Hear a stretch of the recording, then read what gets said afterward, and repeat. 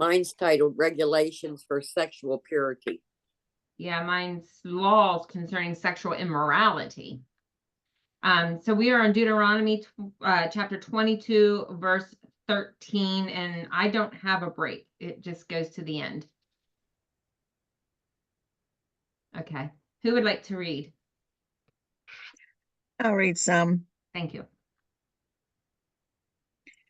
If a man takes a wife and after sleeping with her dislikes her and slanders her and gives her a bad name, saying, I married this woman, but when I approached her, I did not find proof of her virginity.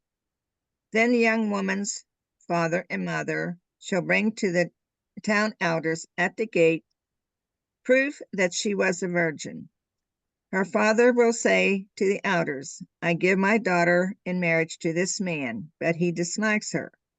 Now he has slandered her and said, I do not find your daughter to be a virgin. But here is the proof of my daughter's virginity.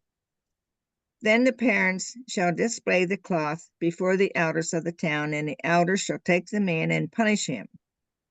They shall fine him 100 shekels of silver and give them to the young woman's father, because this man has given an Israelite virgin a bad name.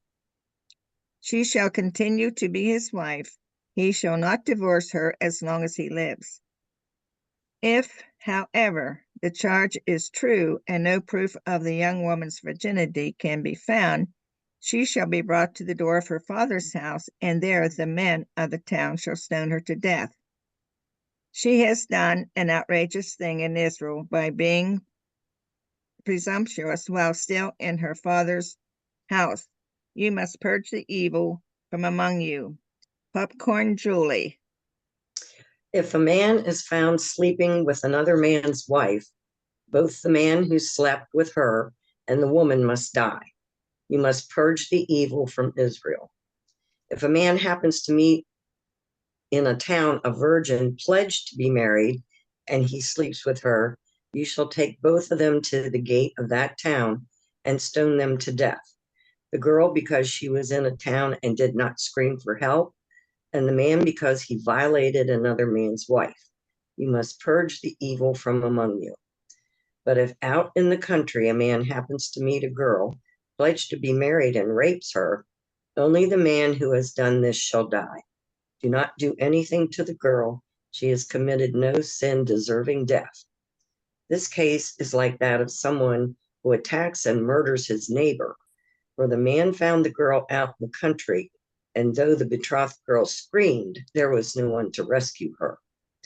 If a man happens to meet a virgin who is not pledged to be married and rapes her, and they are discovered, he shall pay the girl's father 50 shekels of silver. He must marry the girl, for he has violated her. He can never divorce her as long as he lives. A man is not to marry his father's wife. He must not dishonor his father's bed. Okay, I don't dig any of this. I'm sorry. Remember, though, when they wanted to stone the woman who was committing adultery, they didn't have the man, they had the woman there, though. Yes, I know. That always comes back to me, too.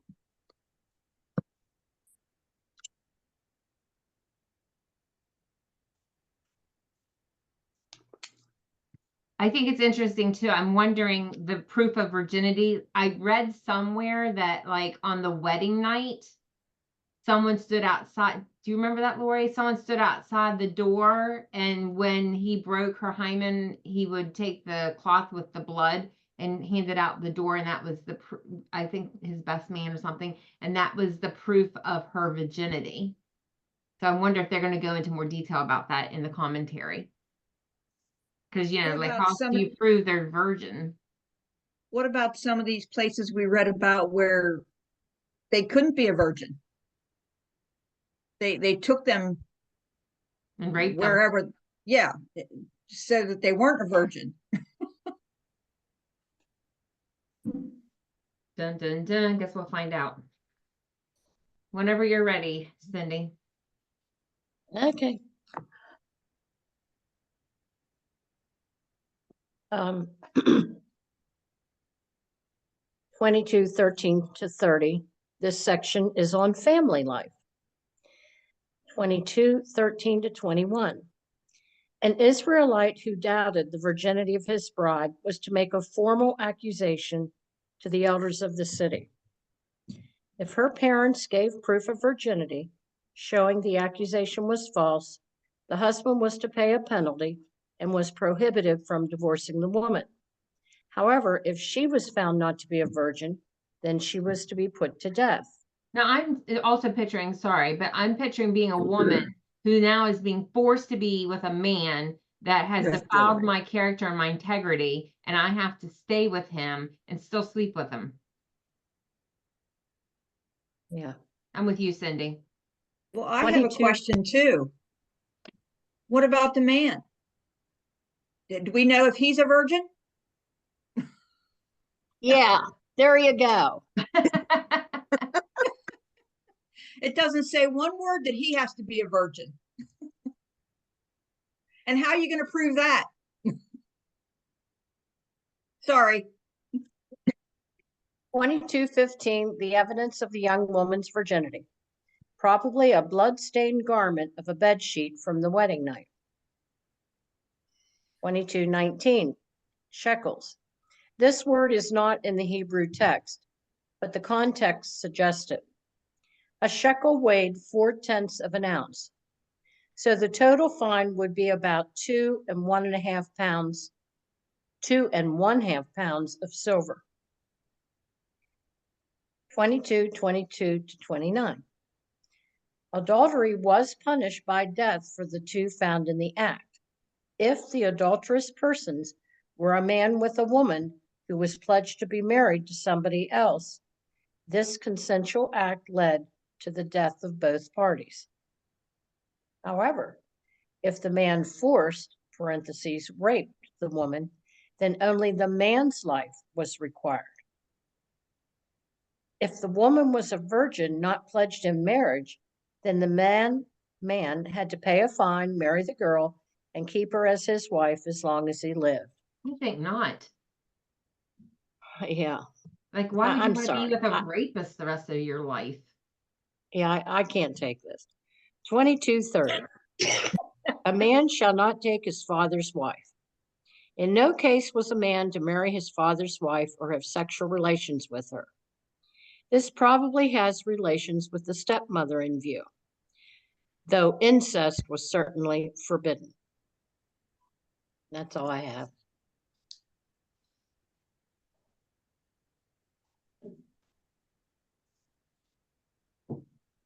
We do know that later Reuben, who should have been Mm-hmm.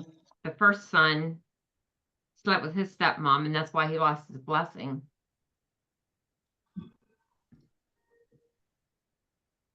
It always comes down to sex. Yeah, and also in the Hebrew, like when you read about sleeping with the stepmom, it's actually worded uncover his father's skirt.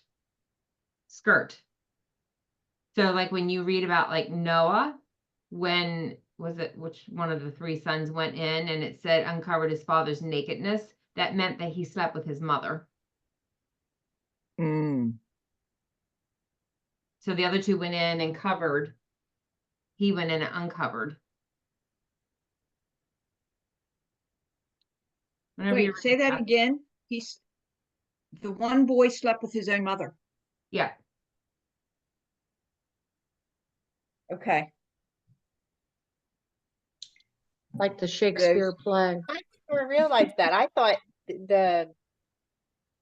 you're talking about Noah? No, when he got drunk, Yeah, I Mhm. thought I thought one of the daughter-in-laws slept with him. you're thinking Lot. Oh, Lot. I thought that Noah just got drunk and passed out and he with no clothes on, and the one son went in and saw him and didn't do anything. The other son backed in and covered him up. So Yeah, he whenever couldn't see him. he slept with his mom. So the way it's worded, you can find in Leviticus. I mean, I'd have to go look it up, but you can find it in Leviticus. But in the Hebrew, when it says uncover his father's skirt or uncovered his father, it means that he slept with the mother. Oh wow, I never knew that. I didn't either. Mhm. Me neither. I That's thought what, it was well, and then you go on just to read that story, and then it says Noah hated Canaan. There's a son that's produced out of this, and Noah hated him. And it's believed that that son was the result of the son sleeping with his mom. It's been a while since I read the story, but yeah. You Things don't. haven't changed, have they? Mm-mm. True.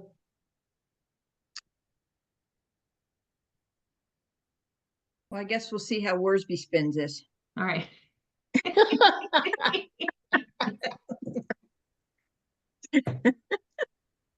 Honoring personal purity, 22:13-30. Sex has become one of the most discussed subjects of modern times, said Fulton J. Sheen. The Victorians pretended it did not exist. The moderns pretend that nothing else exists. God created sex and has every right to control the way we use it, and if we obey him, it will bring enrichment and enjoyment. One of the basic rules is that sex must not be experienced outside of the bonds of marriage. The law of Moses and the New Testament magnify personal purity and the importance of honesty and loyalty in marriage. The slandered wife, verses 13-21. The sexual purity of women was important in Israel in order to maintain the integrity of the family line and therefore the integrity of the tribes. The legitimacy of a man's sons guaranteed the protection and perpetuation of the family name and the family property. To us, this seems like a double standard, for there was no law by which the woman could test her husband's fidelity.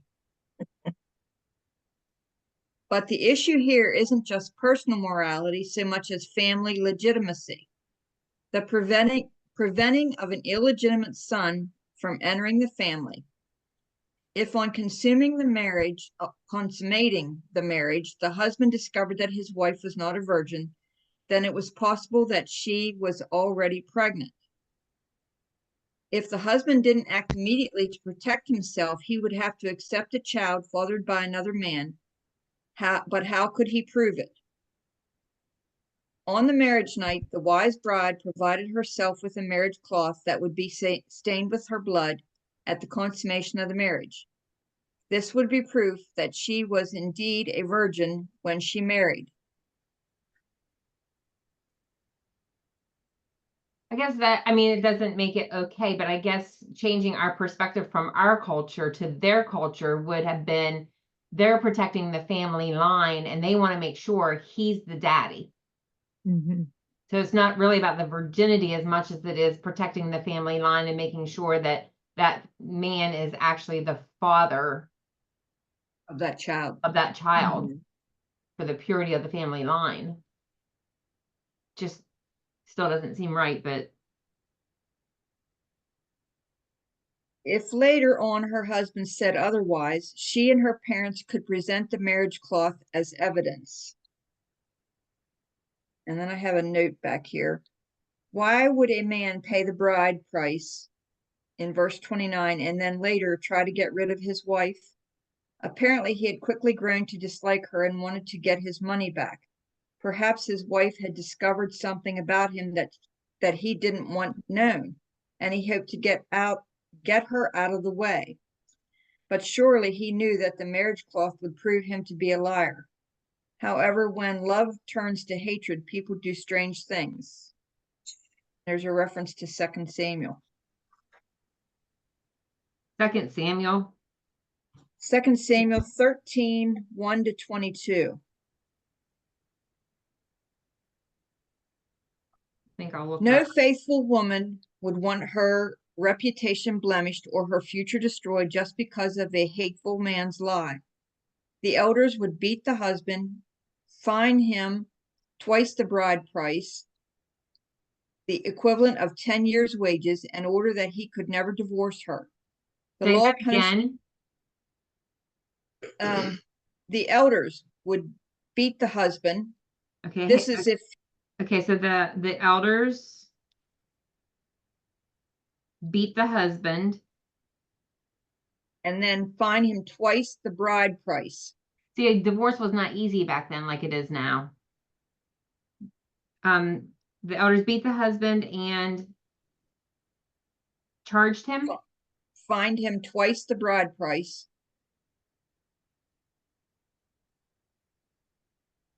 Says it's probably equivalent of 10 years' wages. And then order that he could never divorce her. If he was a liar. Yes.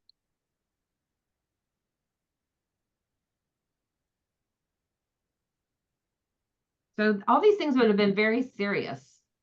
Yeah. Like there's a price to pay if you were lying and they caught you. Twice the bride price and about 10 years wages, and he had to remain married. Right. He ordered that he could never divorce her.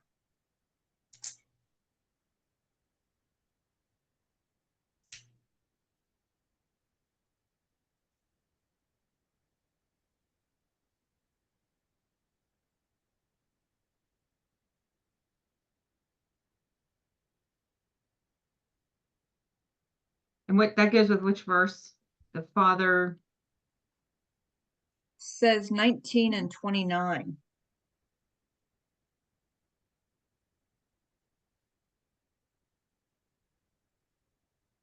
'19 and 29.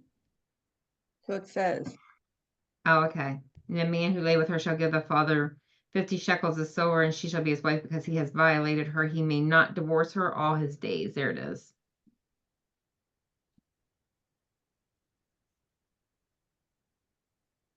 Do you say 19? Yeah. 19 and 29. Okay, thank you.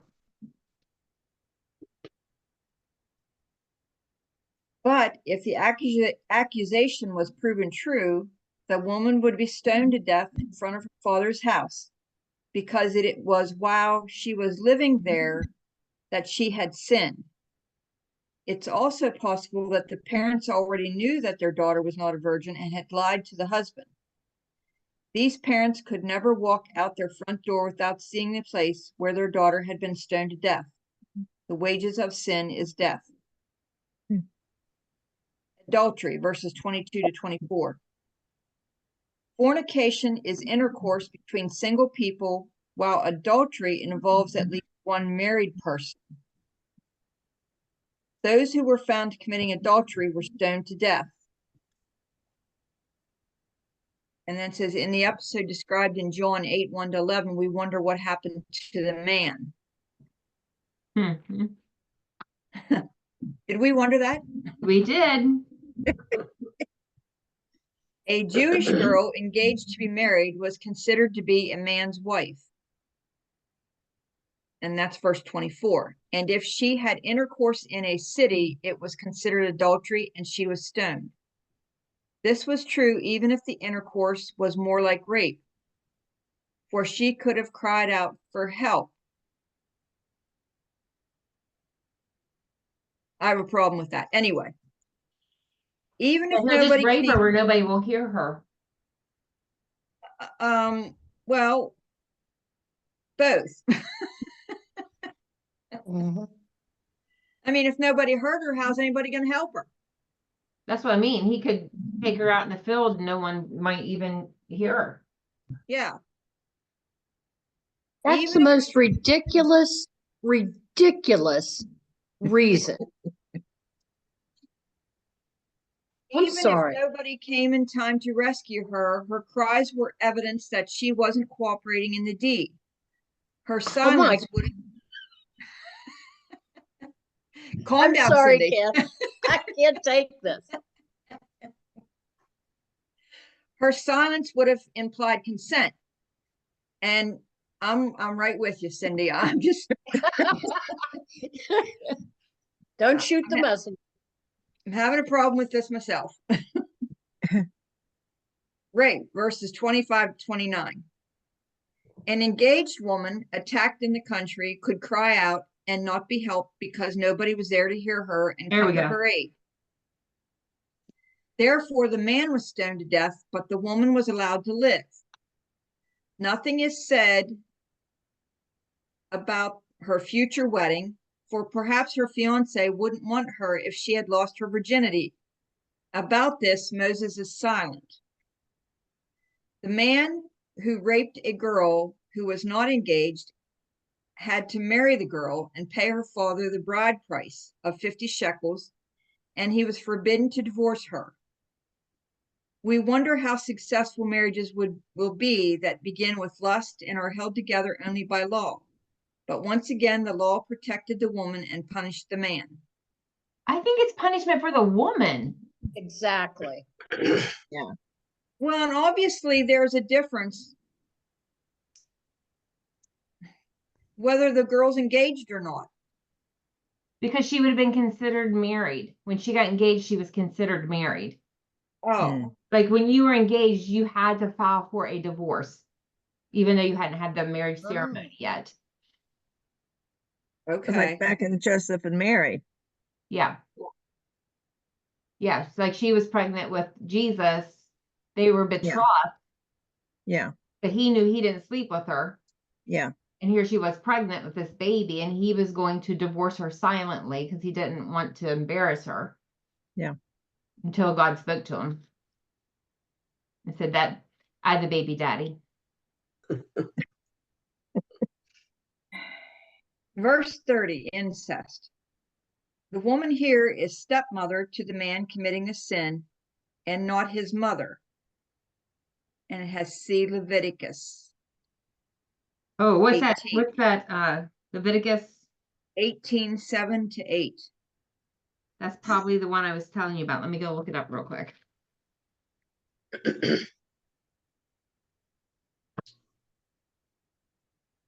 18:7-8 says, you shall, okay, listen how this is worded.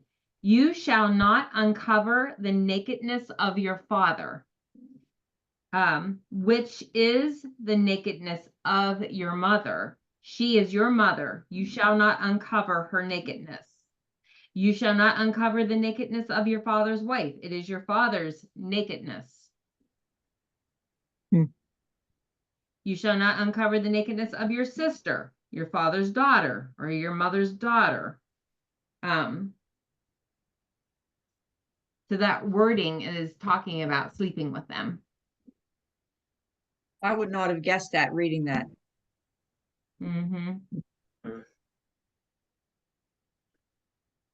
Leviticus 20:11 condemns them both to death. This sin was among those condemned on Mount Ebal.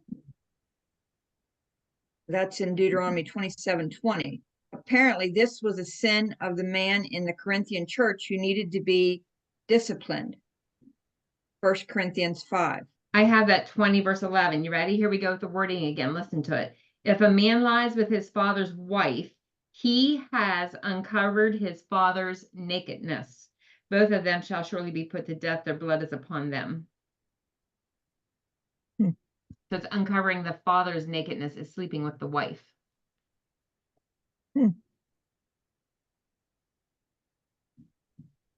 Well, and that's all I have on that.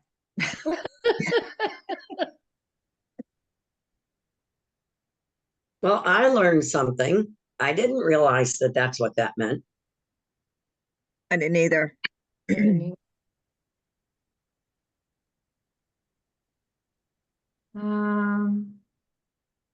Okay. The chapter ends with instructions for violations of the marriage covenant. These statutes defended the sanctity of marriage, the purity and innocence of virginity, and the honor of a woman's reputation. Remember that Moses' purpose in his final message to the Israelites was to exhort them to renew their commitment to faithfulness to God's covenant before entering the promised land. One of the ways they were to express faithfulness to God was by honoring the covenant of marriage. The same is true for us. Given human sinfulness, God knew there would be marital problems. So he gave Moses regulations to be applied in the case of a husband who came to hate his wife, accused of her shameful conduct, and gave her a bad name by claiming she wasn't a virgin when he married her. If this were true, she was to come under the death penalty. I mean, it would encourage you to stay pure because of the consequences. Sexual immorality of any kind was forbidden, but if her parents could prove her premarital purity by providing evidence of her virginity, her husband was given a stiff fine by the city elders and prohibited from ever divorcing his wife. Being prepared to show evidence of virginity was a customary practice that perhaps involved a blood-stained cloth from the wedding night. I mean, you would have to protect yourself. It's like a premarital agreement. Like that you would right from the very beginning prove your virginity in case he decided he didn't want to be with you anymore. I don't know. I'm getting more and more in favor of these premarital agreements. Back, I mean, in that book that we were reading, like they had contracts written up for the marriage. Even back then. I get that part. I mean, I feel like I used my stance used to be, well, you're already like dooming the marriage if you have a premarital agreement. Now I'm like, I don't necessarily think so. I think that you have a contract to protect yourself because it is a contract. What were you anything else? I cut you off, Kathy. well, I get that part, okay, you're protecting yourself, because Lord only knows what he did before, but it's protecting the woman. I get that part.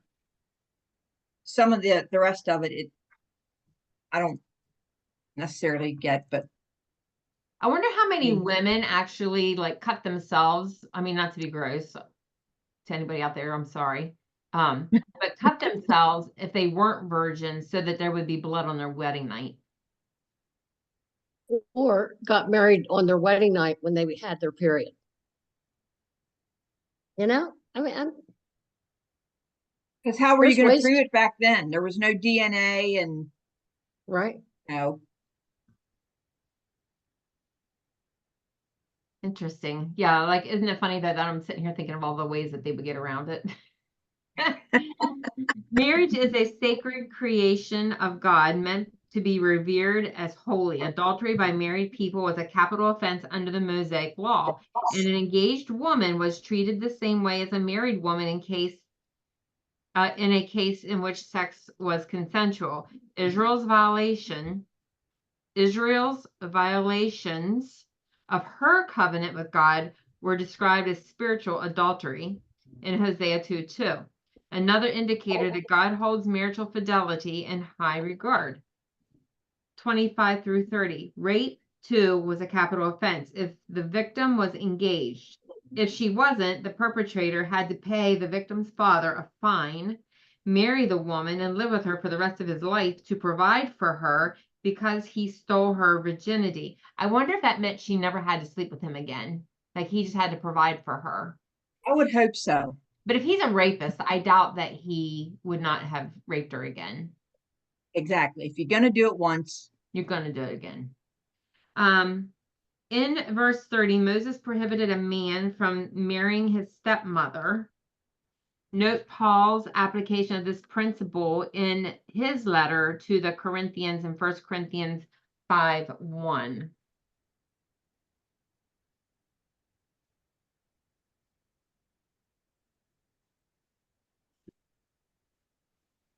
The end of chapter 22.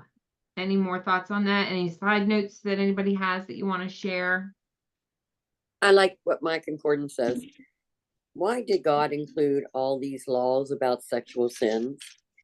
Instructions about sexual behavior would have been vital for 3 million people on a 40-year camping trip.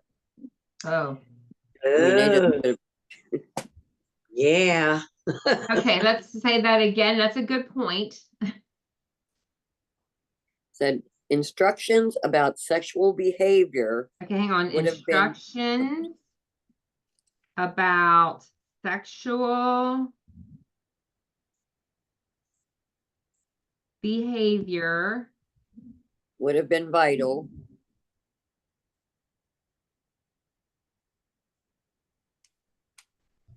mm-hmm. for 3 million people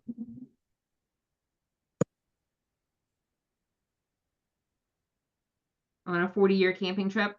uh-huh.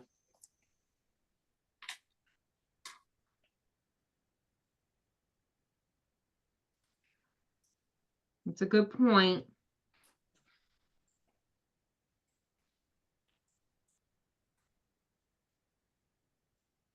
Any other thoughts, side notes?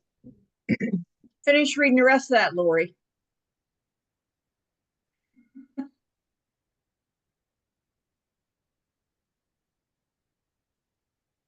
But they would be equally important when they entered the promised land and settled down as a nation. You want me to go on, Kathy? Yeah. Paul in Colossians 3:5-8 recognizes the importance of strong rules about sex for believers because sexual sins have the power to disrupt and destroy the church. Sins involving sex are not innocent dabblings in forbidden pleasures, as it is so often portrayed, I guess, on soap operas, etc., but powerful destroyers of relationships. They confuse and tear down the climate of respect, trust, and credibility that is so essential for solid marriages and secure children. What was that Colossians reference? 3:5-8.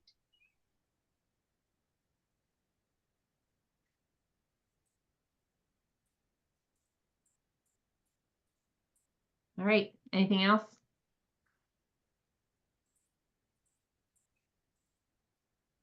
If not, I think we'll stop there because it is 10:19. By the time we read it, we'd have to read it again tomorrow. Yeah. This concludes reading of God's word for today. We will pick back up on chapter 23 tomorrow. Okie dokie. See y'all. Have a good day. You too.